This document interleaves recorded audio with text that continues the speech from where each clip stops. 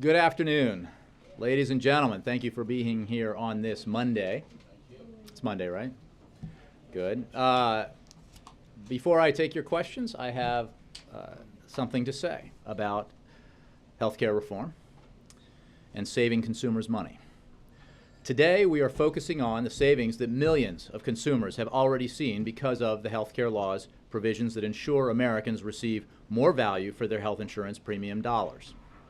For decades before the Affordable Care Act, insurance premiums skyrocketed for many middle-class families. And while insurance companies still set premium rates today, the healthcare law put into place new rules to make sure that the vast majority of consumers' premium dollars were being spent to improve the quality of their care and to better protect against unreasonable increases in premiums.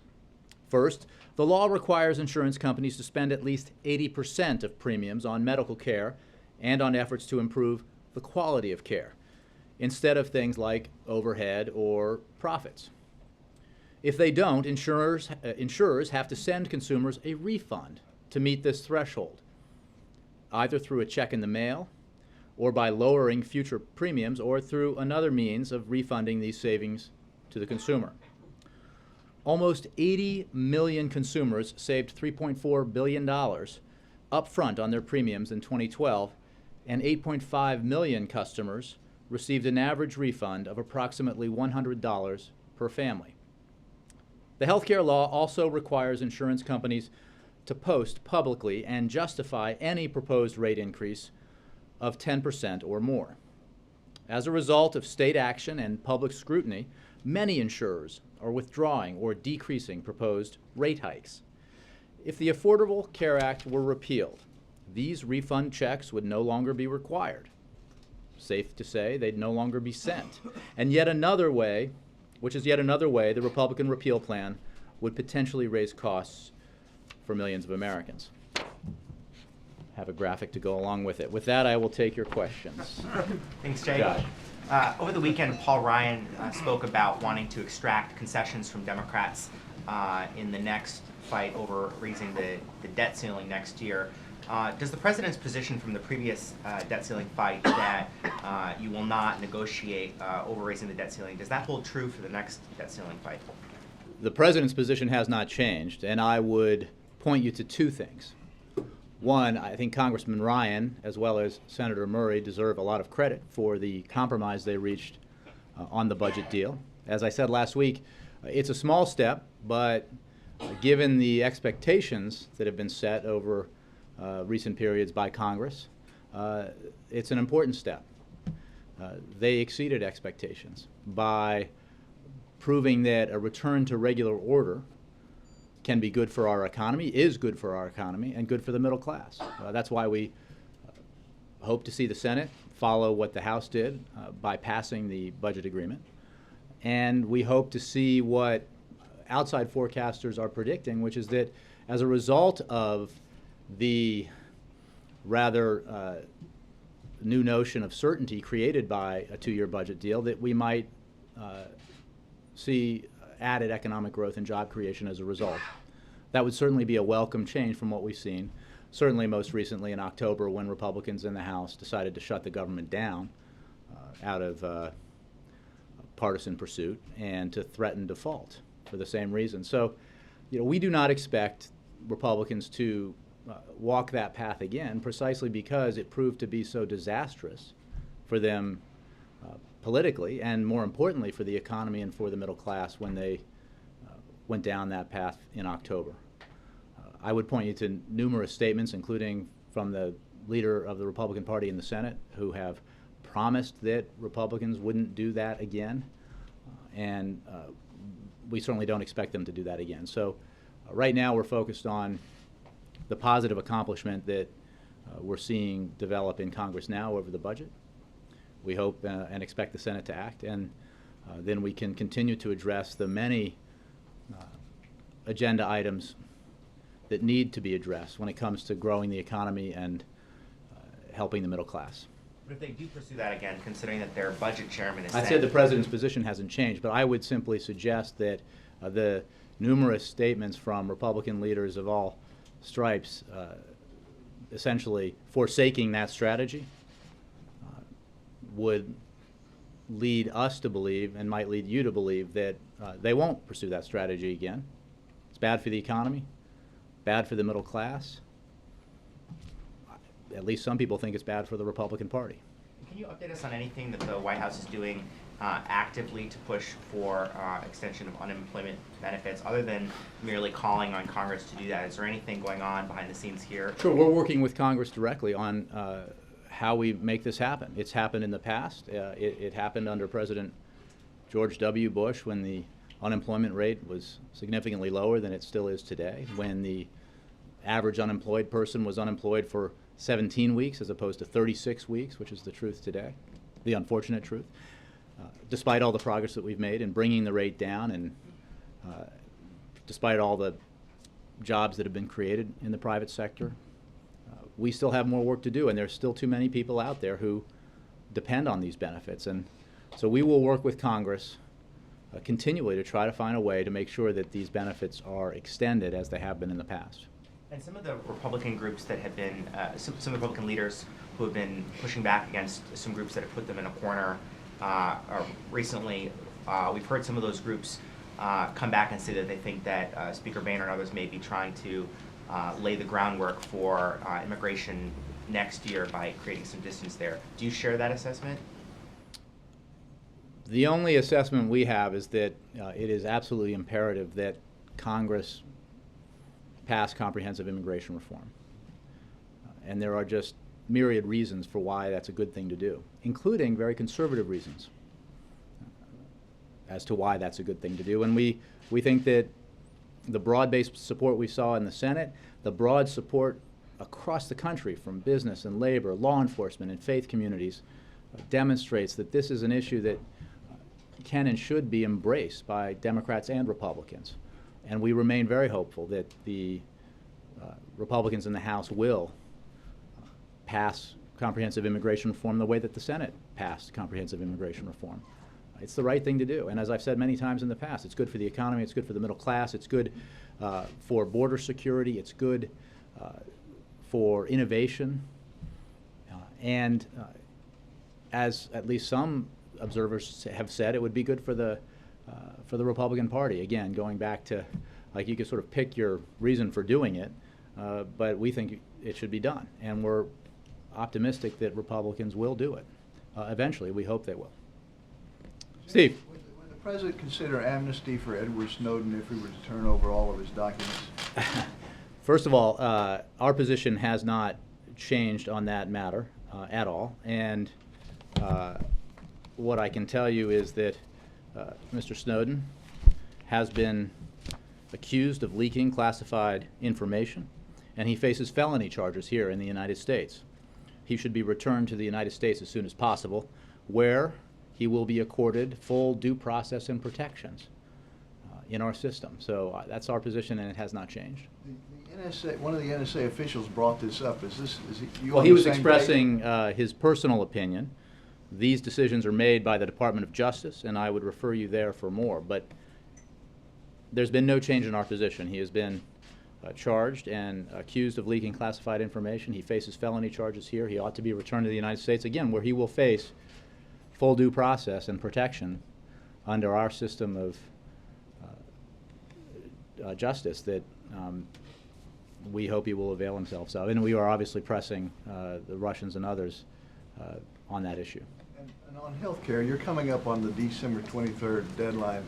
What assurances has the White House received from insurance companies that they will be flexible?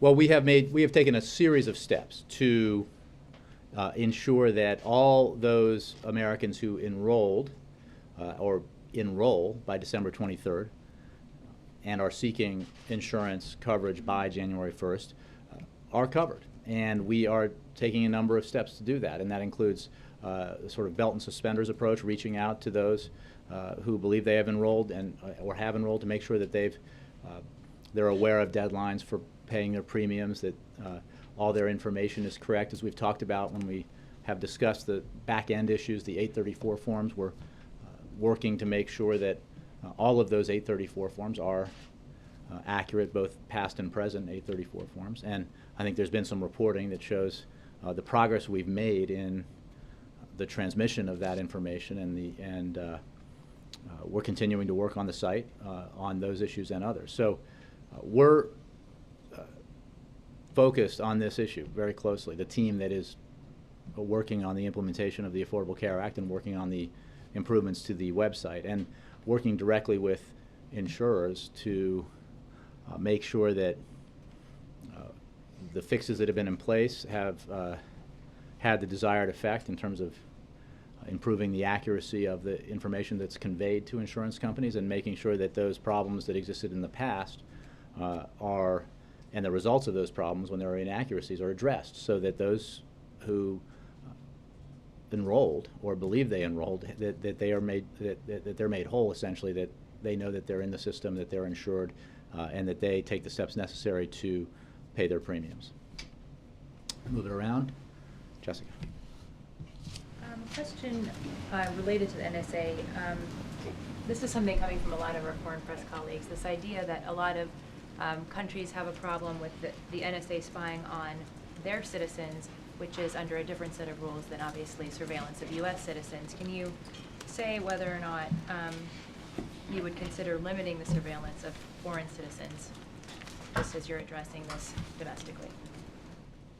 Well, I think the President has made clear that in the reviews that he has asked for, that we are looking at the entire system of intelligence gathering and evaluating it through the lens of whether we are doing everything that we can and should in order to protect Americans and protect the United States and our allies, or are we doing more than that? Are we doing things just because we can, because we have the tools and capabilities to do that? So that process remains underway. When it comes to the concerns raised by other countries, by allies, we are communicating with them directly through diplomatic channels. We have engaged at a variety of levels with different countries and leaders, as well as counterparts at the State Department level and elsewhere on these matters, and we have taken steps to address those concerns and explain what we do in order to try to allay those concerns as we review this process. What I can tell you is that on Friday, the President's Review Group on Intelligence and Communications Technology submitted its report to the President. The President is grateful to the group. That includes Richard Clark, Michael Morrell, Jeffrey Stone, Cass Sunstein, and Peter Swire, for devoting themselves to this effort over the past several months and providing thoughtful input for the administration to consider as we conclude the ongoing interagency review of signals intelligence collection being led by the White House. The review group's report draws on the group members' considerable expertise in intelligence, counterterrorism, civil liberties, law, and privacy matters, and on their consultations with the U.S. government, privacy, and civil liberties advocates and the private sector. Over the next several weeks, we will be reviewing the review group's report and its more than 40 recommendations as we consider the path forward, including sorting through which recommendations we will implement, which might require further study, and which we will choose not to pursue. We expect the overall internal review to be completed in January. After that, the President will deliver remarks to outline the outcomes of our work, and at that time we will make public the review group's full report and other conclusions of our work. Yes, follow up, sure. On Kim Jong-un reappearing over the weekend, really today after the death of his uncle, is there any White House reaction on that? We don't have any reaction here. We expressed our views on the reports about his uncle last week. For more, I would refer you to the State Department. John, and then Brianna.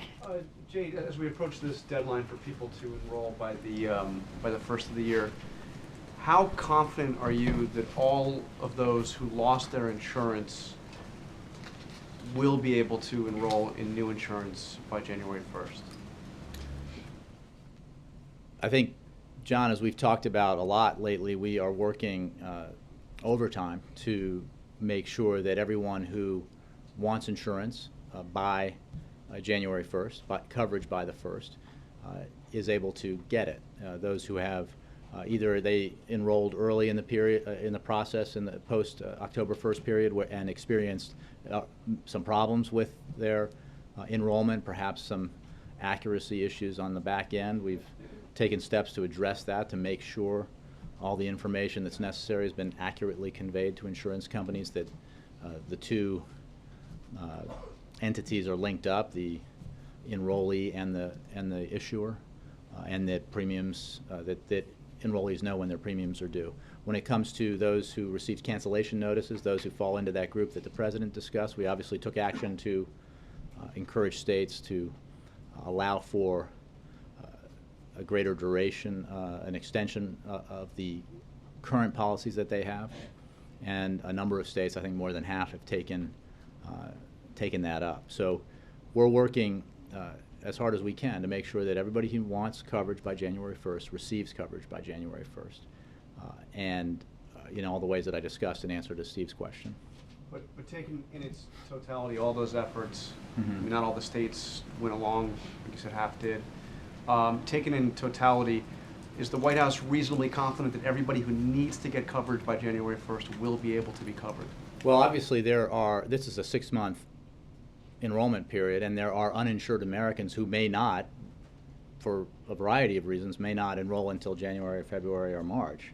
I don't think the expectation was that every uninsured American would have insurance on January 1st, as welcome as that development would be. I'm specifically asking if those who need coverage because they lost their coverage, they got those cancellation notices. Again, I think we're working very closely with the states and issuers to ensure that those who are seeking to purchase insurance, enroll in insurance on the exchanges are able to in time for January 1st. I think that universe also, you have to parse it pretty carefully, because people who got notices didn't necessarily get notices that their policies ended on December 31st, but that they would not be renewed when those policies ran out, and that could be any time through a period of months into the next year. So the action the President took was to basically waive the requirement in the ACA and therefore to make it possible for state insurance commissions to extend those existing policies further than previously allowed. So we're working very closely, again, as I said, to make sure that everybody who wants insurance on the market is able to get it. We're also obviously working very closely with those states that chose to expand Medicaid to ensure that those who qualify under the expanded Medicaid program are getting the coverage that they now qualify for. Are you able to guarantee that everybody who enrolled on the website by December 23rd will actually have their insurance policies go into effect by January 1st? What I can tell you is that we are working overtime to make sure that every 834 form is accurate when it goes to the issues of the back ends, problems that existed, and I think you've seen a lot of reporting on how those back end issues have been addressed and continue to be addressed. One of the processes here is to ensure that those who enrolled are in communication with their issuers to make sure they know when their premiums are due, and that's something that we're trying to help facilitate. All I can tell you is we're doing everything we can to make sure that everyone who has enrolled, who pays his or her premium, is aware of all the information they need to do that, and is covered on January 1st. This is something we're going to push through all the way to the end of the month. But some will fall through the cracks. Well, I can't speculate about what, who may fail to pay his or her premium or what may happen. All I can tell you is what we're doing now to make sure that all of the forms are accurate, to make sure that everybody is being contacted who may have enrolled and may not be sure that the information got to their issuer.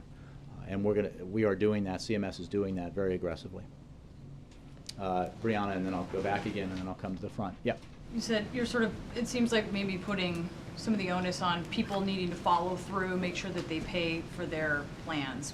But it's hard for them to pay for it if there's, I think, 10% of enrollment files at this point, there's still errors. So there's a part of the, No, I guess my point sure. is just, I it seems wasn't like trying you're to leaving combine room. the two. I was saying that one of the things that we're doing is making sure that People those who have know they enrolled, to pay and that they're not fully right, that they need enrolled to pay unless, on time. unless they pay. But And it we're seems, working with issuers, encouraging them to be flexible. Yes, and to reach out. We hear you saying that.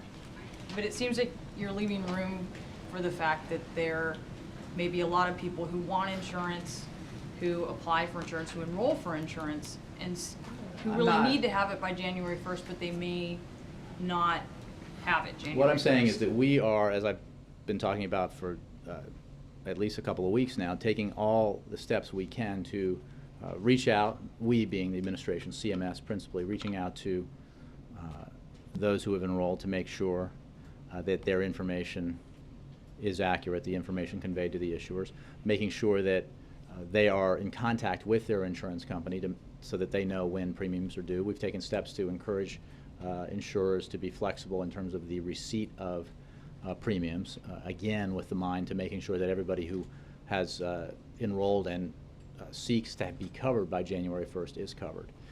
And we have engaged in a process of evaluating all those 834 forms to make sure that they are accurate, especially including those going back into October, which is a relatively small pool given the trouble we had with the site, but where there were more problems throughout the site, including on the back end. So when it comes to everything that we can do, we are doing it. And with the idea that those who have enrolled and seek insurance coverage by January 1st will get it. Again, we extended the deadline from the 15th to the 23rd.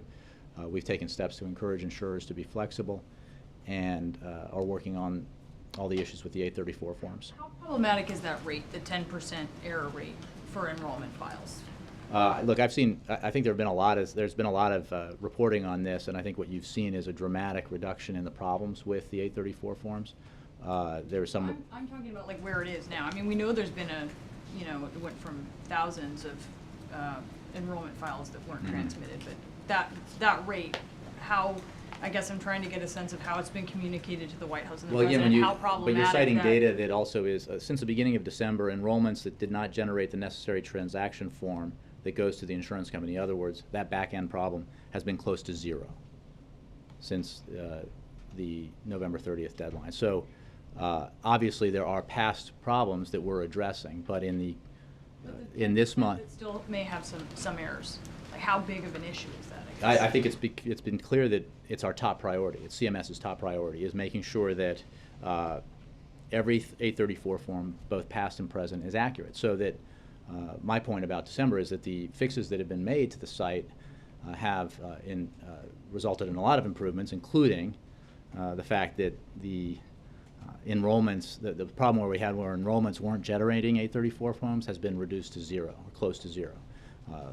That doesn't mean that we don't have to deal with those enrollments, those 834 forms that were inaccurate or where they were not completed or did not send, and that's what CMS has been working on to make sure that all of those past 834 forms are accurate so that those who enrolled for insurance on January 1st are able to get it. And has the President, I know you've been asked about this, but it's been a couple weeks, has the President signed up for insurance yet? I have no updates on that. The President will Is there like a purchase time insurance frame? on the exchanges. He doesn't have to do it. He doesn't He need it by doesn't. the first. Obviously, it's the enrollment's till March 31st. So when we have an update on it, we'll provide it to you. But our guidance on that has not changed. And what exchange will it be, and also will we get a chance to see I just him don't do have it? any new information on that beyond what we said in the past, which is that he will. John Christopher. Yeah, John Christopher. Assuming that the Senate passes the bill, the Ryan Murray bill, what assurances can the President give a very anxious global financial markets that this may in fact be the end of financial uncertainty, including the debt ceiling, raising the debt ceiling? Well, I would point you to what I said earlier about the small but important step that has been taken here by Congress and that this budget deal represents. Compromise by both sides, bipartisan cooperation, and a return to regular order. And what a return to regular order means is that, at least in this instance, and hopefully moving forward, this period of governing by crisis and governing by congressionally generated crisis has at least, if not come to an end, has been pushed back into the future for some time. And we hope, as I mentioned earlier, that when it comes to the full faith and credit of the United States, and any willingness or suggestion that Republicans would again threaten to default, that will not be the case because of all the damage that that approach has done to our economy and to the middle class, to job creation, and to the Republican Party. So we're very hopeful that the many Republican leaders who've said that they will not go down that road again, go down the same road they went down in October, speak broadly for the party itself and for Republicans in Congress, and that would be a good thing. That's why we welcomed the deal that Senator Murray and Chairman Ryan produced, because, as we've seen in the private sector analysis, merely the certainty created by it would be a positive for the economy, for growth and job creation, and that's a good thing.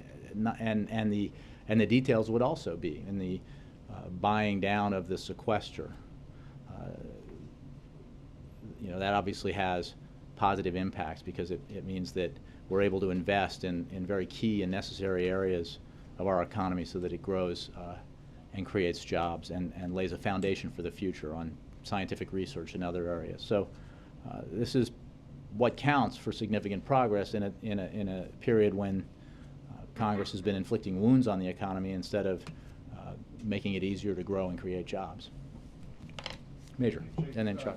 CBS News talked to Iranian Foreign Minister Zarif yesterday about the Friday decision or announcement of freezing of assets and transactions for companies evading existing sanctions. He called it a very wrong move, and he said the process, meaning that the technical discussions over implementing Phase 1, has been derailed. It has not died. What's your reaction to those comments, that the process of reaching agreement on Phase 1 implementation has been derailed? Well, we made clear, and I think that the Foreign Minister's comments in many ways reinforce this, that implementing existing sanctions was always intended and not part of the joint plan of action, not part of the preliminary agreement.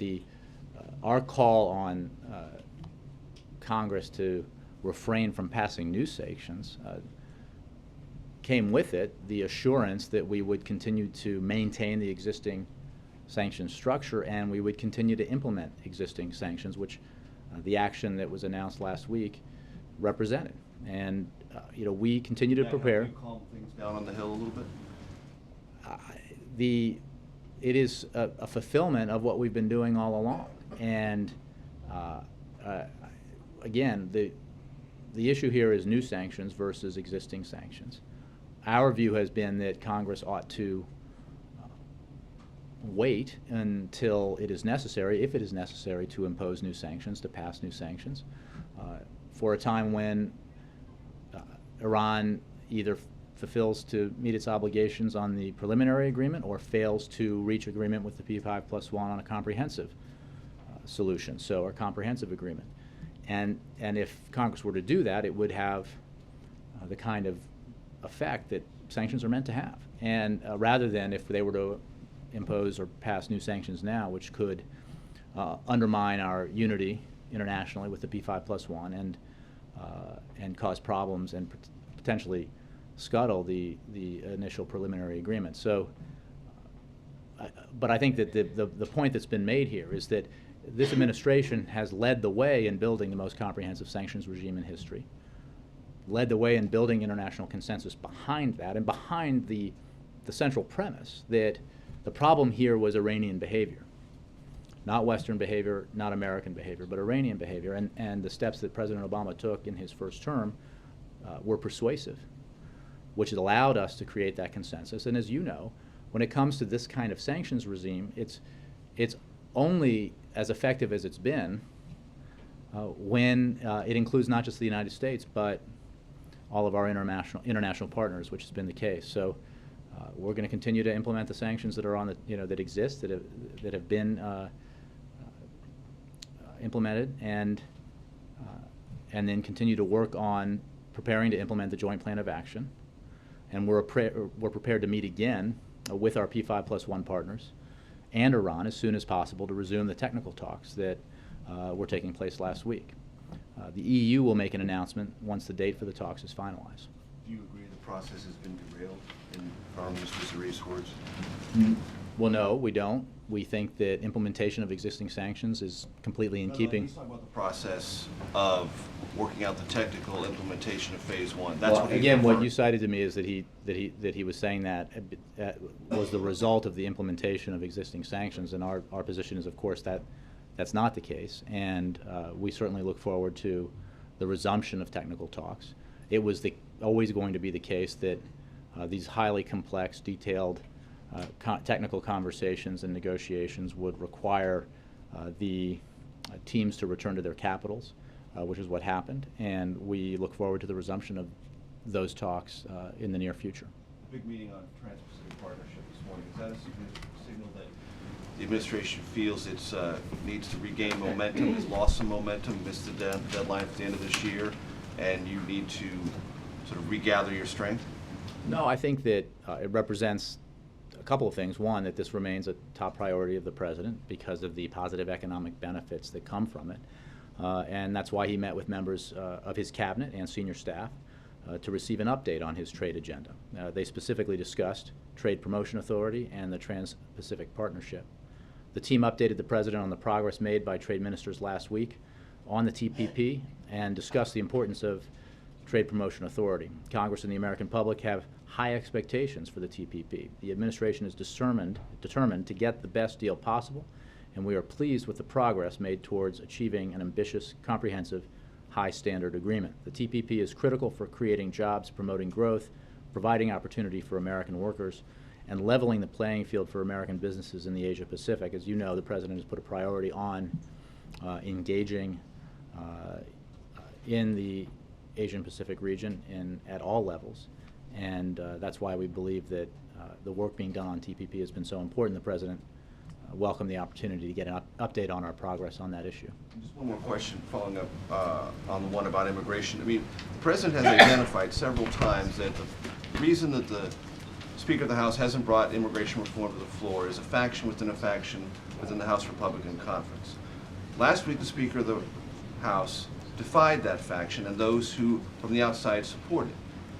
It seems obvious, or at least arguable, that could create a window that you see, that you didn't see before on immigration, since it's that very same faction that would likely be in a position, or try to be in a position, to scuttle immigration reform. You don't see an opening created in the aftermath of the budget deal? Well, if you're saying that there's an opening created, I would say from your lips to the Speaker's ear. We hope that's the case. We're not going to get into analyzing the... But you have analyzed what the fundamental problem is legislatively, and I'm just saying... Well, it that's appears been that the fundamental Speaker problem. ...was taking on that Sure. problem, and that may create Well, an it opening. remains to be seen whether the Republican leaders, not just the Speaker, but Republican leaders broadly decide to act, despite some opposition from some quarters, on comprehensive immigration reform. And I wouldn't project into the future based on what's happened recently. We have been pressing all of the House Republican leaders who have demonstrated an interest in this and talked about the need to deal with immigration, and the Speaker is one of them. Others are among that group, about the necessity and wisdom of moving forward. And we hope that we'll see progress from the House as soon as possible because of all the benefits that passing comprehensive immigration reform would deliver. Does what you saw last week give you any more optimism that that's possible than you had, let's say, 2 weeks ago, when you were still advocating, pressing all the same buttons? Mm-hmm. Do you think the terrain has shifted in any way? I think we can only hope that there is more interest in pushing forward on comprehensive immigration reform. I would hesitate to assume that the decision to push ahead with a budget agreement against some resistance from some elements of the Republican Party would mean anything more than that decision was made and followed through on. But of course we remain hopeful, and if this is a sign that there's the potential for more compromise and the potential for a greater willingness by Republican leaders to listen to the center as opposed to the the wing or the wings, then that would be a good development, I think, for the American people and the American economy. Yeah, a couple in healthcare. The top Democrats on 7 different House committees are asking for a classified briefing with Speaker Boehner and Leader Pelosi to talk about the risks of releasing documents that spell out security protocols at healthcare.gov. And it appears from the reports that these documents were turned over to Republican Darrell Issa unredacted. And so my question in part is, was that an accident that they were turned over? They weren't turned over. My understanding, Ed, I think you need to look into this story, is that the concern, I shouldn't speak for the House Democrats, but my understanding is the concern was that there has been not exactly a demonstration of care taken in the release of documents by that committee. And when you're talking about documents that contain information that could... turned over by the administration, or were they leaked, or what No, is the concern by Democrats? I think this might have to do with an outside, a third party, a contractor, is my understanding. Just And turn them over to ISA. again, I would look at the stories. I don't have all the details. Does the White House have concerns about it? I think we would have, in general, concerns about the potential for the release of information that could provide guidelines to would-be hackers of any federal IT system. But beyond that, I would refer you to the committee that's called for this meeting that you The very mentioned. same committee run by a critic of the administration, Darrell Issa, is having a field hearing in Texas today where they're alleging that some of the healthcare navigators that try to help people sign up for the new law have, in some cases, they allege, have committed fraud, have told people, lie about your income so you can get better subsidies, and that there's not proper background checks of some of these people to see that they're actually, they can be trusted to guide people. What's the reaction here? This is just one more data point in the Republican obsession with sabotaging Obamacare. All navigators must complete about 20 hours of training, including training on privacy issues.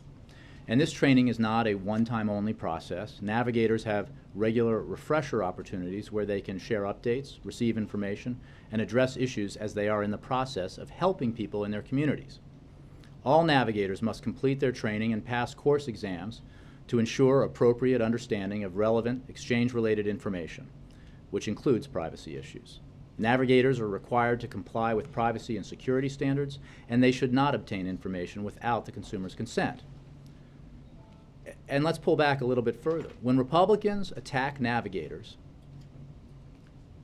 they're attacking folks like the University of Arkansas, the Epilepsy Foundation of Florida, the Visiting Nurse Services of Iowa, Ascension Health, Ohio Association of Food Banks, and the National Urban League. These are just a few of the organizations that actually hire and supervise these navigators. These are people who are engaging in an effort to help Americans who want health insurance to get it. So, I think it's pretty evident upon scrutiny that this is an effort to, in a partisan way, sabotage the Affordable Care Act that's in keeping with a long line of efforts to sabotage the Affordable Care Act. And let's put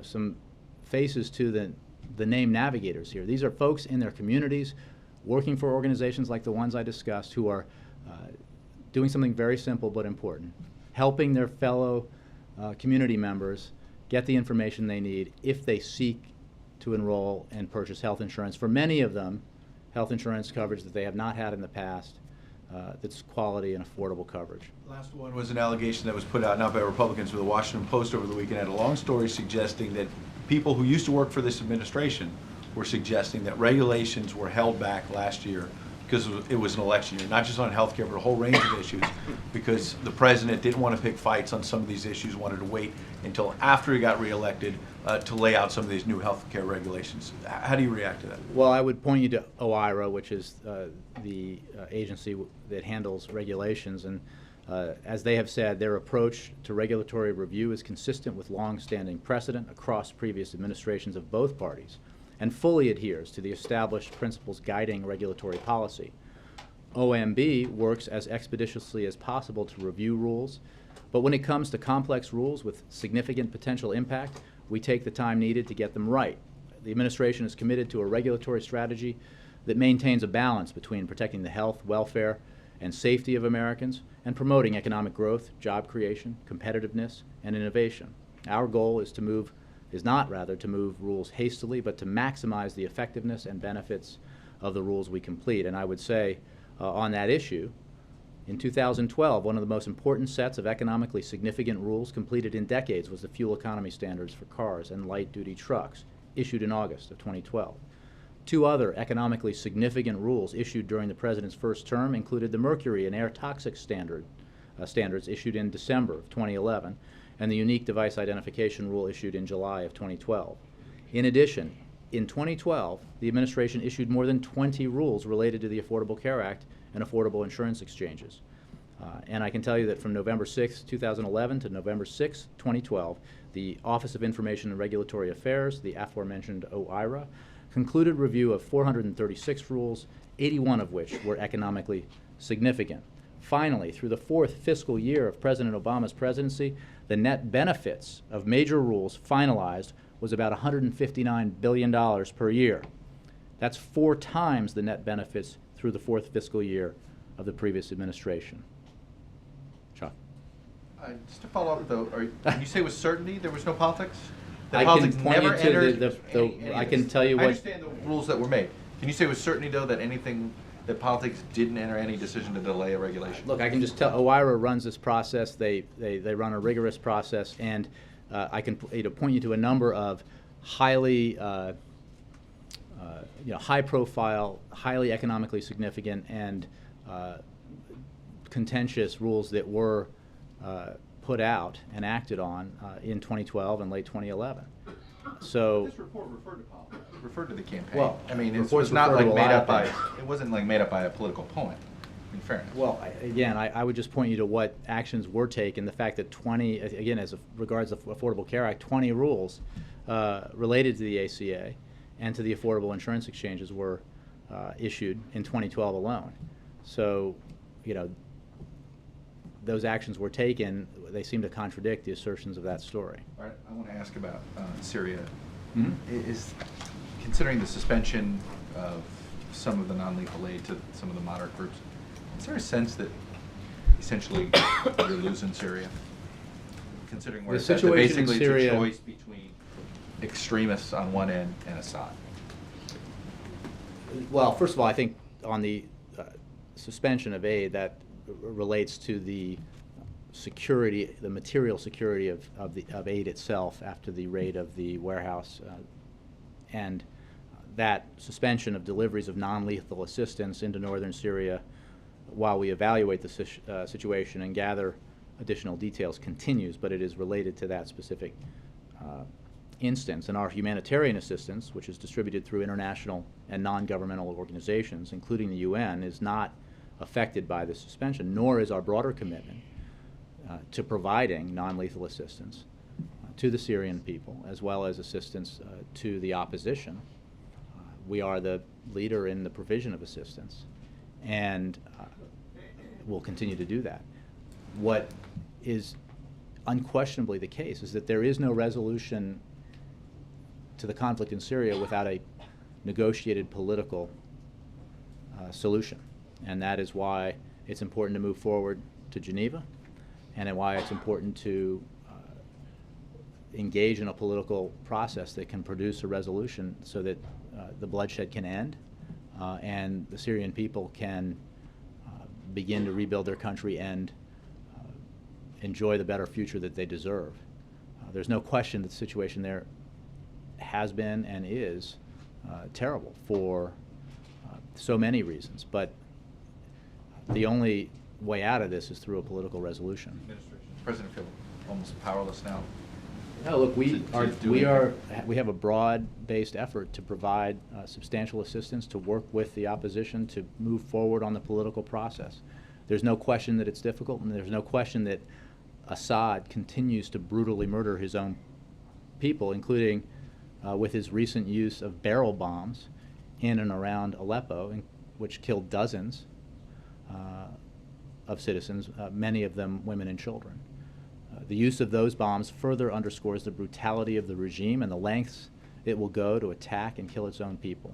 these specific weapons are not intended to strike a particular target, but rather are intended to cause mass casualties, which is what they did, including the killing of women and children. So the brutality continues, and that is why it is so important to take the actions that we've taken and move to a political process and a resolution. Is the administration considering any actions against the Ukraine government, considering what's going on there right now? You know, I think we've made clear our view that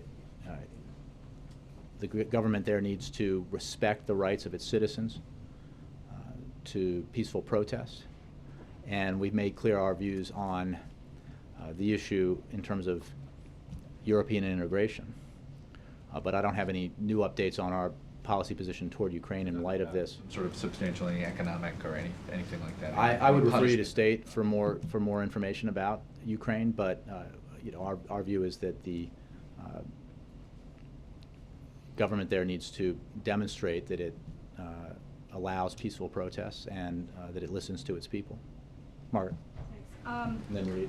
There's a ruling out now today from a U.S. District Court judge who happened to be an appointee of President Bush's, saying that the NSA's telephone eavesdropping program appears to have been unconstitutional. My understanding is there's actually a stay on his order pending appeal, but what is the administration's initial reaction? This is sort of the first. I would refer you to the Department of Justice. I don't have anything. I'm not even aware of that ruling. So. Do you expect you may have something yourself later today? Since I'm just learning about it from you, I couldn't even say, but I would refer you to Justice. I may come back to you after going to Justice. Okay. You were asked twice today about the administration's position on negotiating the debt limit and said that the position hasn't changed. Would you be willing to go one step further and say prospectively that it will not change, just so we can stop asking you about it? Well, yes, because it is simply unconscionable to imagine that Republicans are going to try to extract ideological wins in exchange for fulfilling their responsibility to pay the bills that they've already racked up. I mean, we've It's unimaginable you will not change your position. we have not and will not change our position, nor do we expect Republicans to travel down that road again because, one, so many of them have said they won't, including those who endorsed the approach in October, and two, because that approach and pursuit was so disastrous for them and for the economy and for the middle class. So, you know, I'm not going to anticipate a decision by Republicans to do that again, to play chicken with the full faith and credit of the United States, because we don't believe obviously that they should, and nor do we believe that they will. The President's position has not and will not change. One quick last one. Our week ahead had nothing on it except for a Friday evening departure for Hawaii, so I was wondering if you could sort of fill the tree a little bit. What's he trying to do before he leaves for a well-deserved family vacation? What can we expect this week? Well, sure, he will have and is having a series of meetings, substantive policy meetings. As you know, we had one earlier today on the trade agenda, and we'll continue to have a variety of policy meetings through the week. I would note that also in that week ahead was the events surrounding the anniversary of Newtown on Saturday. But as we, as some of these meetings take shape, well, I'm sure we'll have more information about them for you, at least some of them. End of the year news conference. I don't have a scheduling update to provide to you, but as we get more information about his schedule, we'll let you know. Jackie.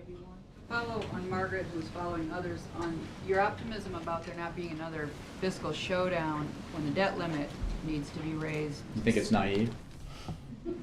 Do you? No.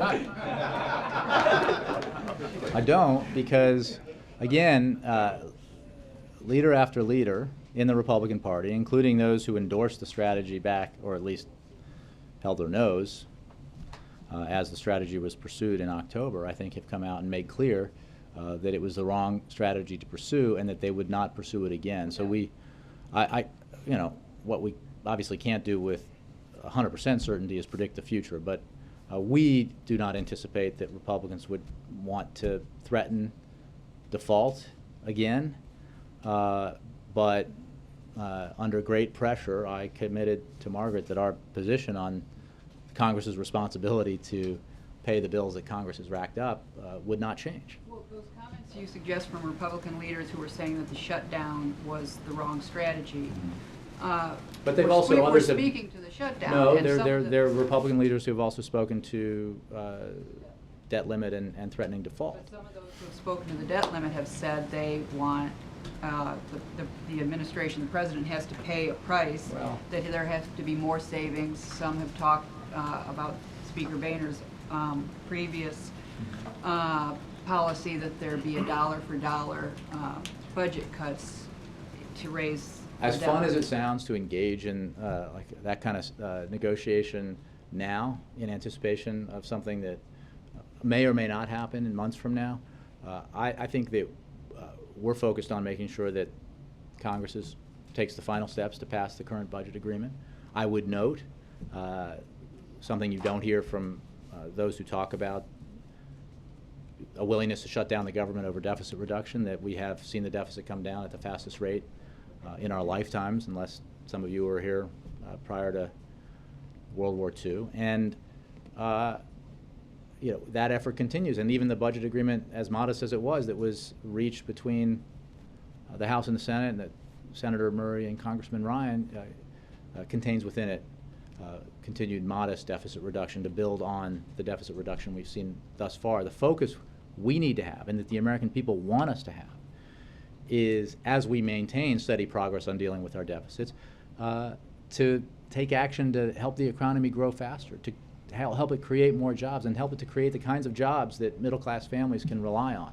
Is there a prospect that the fact that the Republicans, House Republicans, did compromise, as they see it, on the appropriations for the next fiscal year will make them dig in on the debt limit and try to I extract? suppose there is. I mean, it goes to the question I had earlier about whether or not the decision to compromise and reject the advice of some of the advocacy groups on the right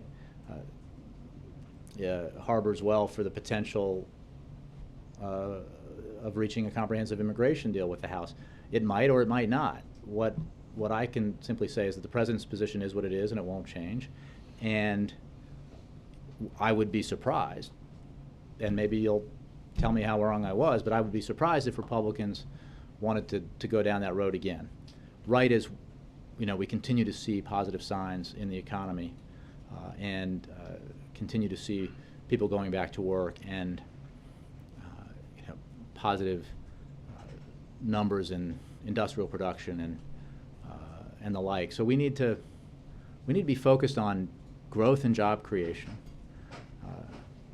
not just deficit reduction. We continue to maintain that that's important. We have seen significant deficit reduction over the course of this presidency. And the President is committed, as you've seen in his budgets, to addressing the medium and longer term issues related to our debt in a way that's responsible and balanced.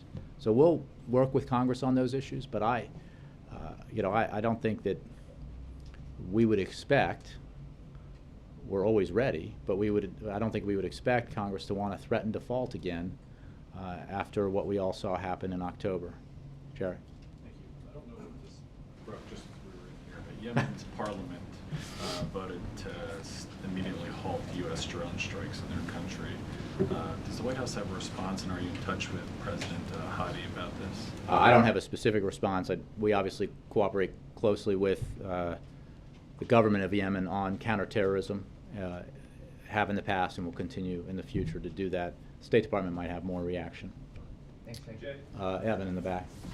Yeah, it's less than 2 months until the Sochi Olympic Games kick off, and we had not heard who the delegation from the United States will be to the opening ceremonies.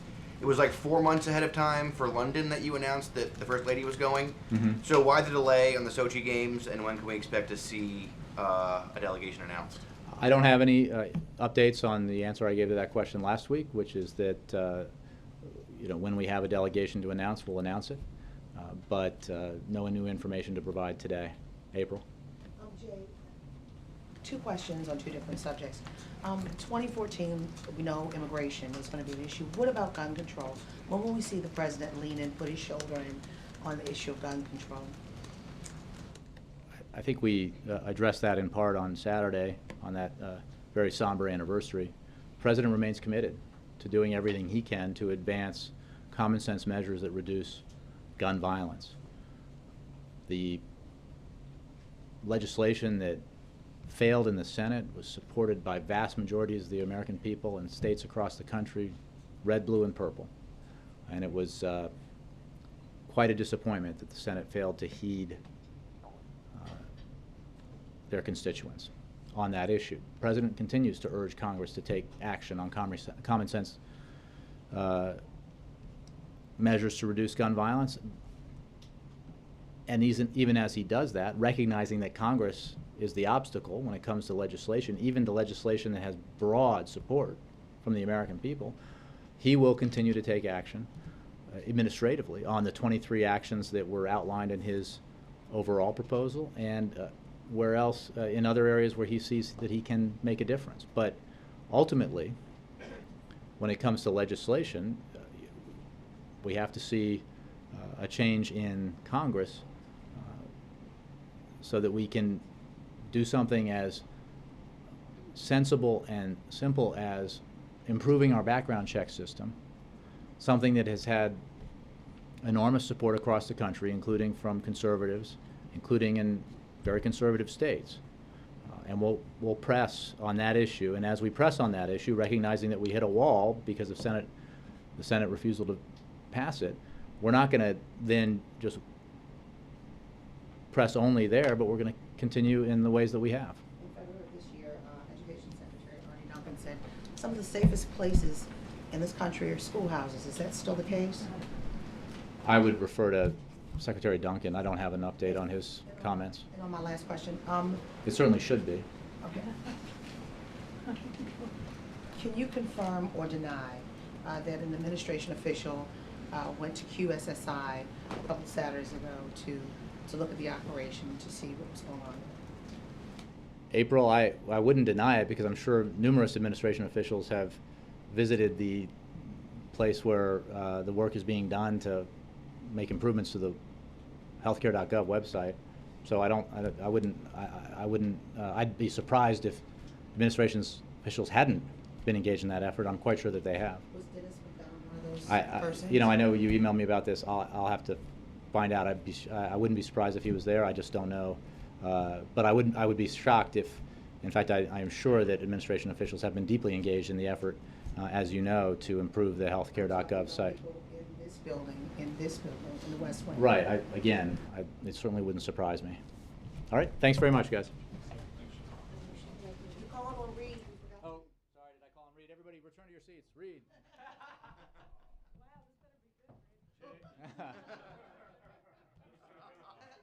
Pressure's on. So you talked a little bit about immigration reform. Do the problems that with the healthcare.gov rollout, does that impinge on the administration's ability to sort of convince both Congress and the American public that the administration could enact and roll out a comprehensive immigration reform system without the same sorts of computer glitches and problems that were inherent in the healthcare rollout? Well, I think that's an interesting question. I would argue first that these are obviously two very different pieces of legislation that would require very different steps in terms of implementation. The healthcare.gov website is unique in its complexity and what it does in terms of linking would-be purchasers of insurance in all the states that aren't running their own exchanges, and those insurance companies, those insurers who are offering plans in those states, all the information that it provides. And there's no question that the early stages of the rollout at that website were not up to the standards that we had set or that we expected, which is why you've seen all the effort expended to fix the problems with the website. So our belief is that when it comes to comprehensive immigration reform, that the wisdom of passing it comes from the benefits that it would provide to the economy, the conservative arguments for why it would be the right thing to do in terms of making sure every employer plays by the same rules, making sure that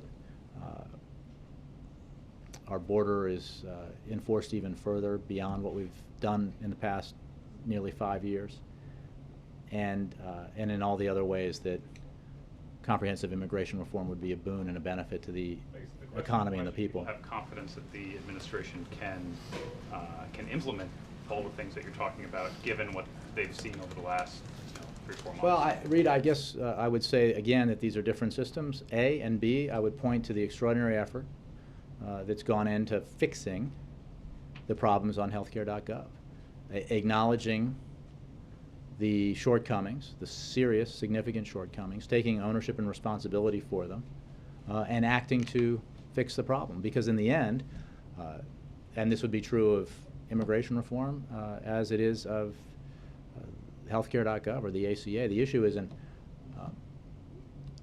in the end, how the process is. The process is performed in service of the legislation and the goal, and in this case, in immigration reform, it's in service of a bill that would provide, when implemented, the benefits that we've described and that outside analysts have described. So, we believe that it'll pass, that there will be comprehensive immigration reform that the President can sign because of the unique broad-based support for immigration reform among conservatives and liberals, business and labor, law enforcement and faith communities, and Republicans and Democrats. And we encourage the House to take it up and to work with the Senate and work with the administration so that we can get this done on behalf of the American people, the middle class, and our economy. And one last thing on this point, Nancy Pelosi over the weekend said that the President should ease off of deportation policy. Is that something that the White House is considering? I know the President got a question from a heckler in San Francisco last month on this, but is there any sort of move or suggestion that that this administration or the President is moving in that direction of doing something unilaterally? Well, what the President has said is that he can't not enforce the law. We have to enforce the law. He does. The administration does. Obviously there is prosecutorial discretion, and that is applied. The focus is on those who've committed felonies. But the broader question and the problems with this aspect of immigration policy reinforces the argument for why we need to pass comprehensive immigration reform. That there are the piecemeal solutions aren't solutions. We need the whole comprehensive reform to pass, and that was the case with the so-called Dreamers, and remains the case that the deferred action that has been implemented with regard to the Dreamers is, as we described at the time, not a solution. It's an action that can be taken now, but it's not a replacement for comprehensive immigration reform.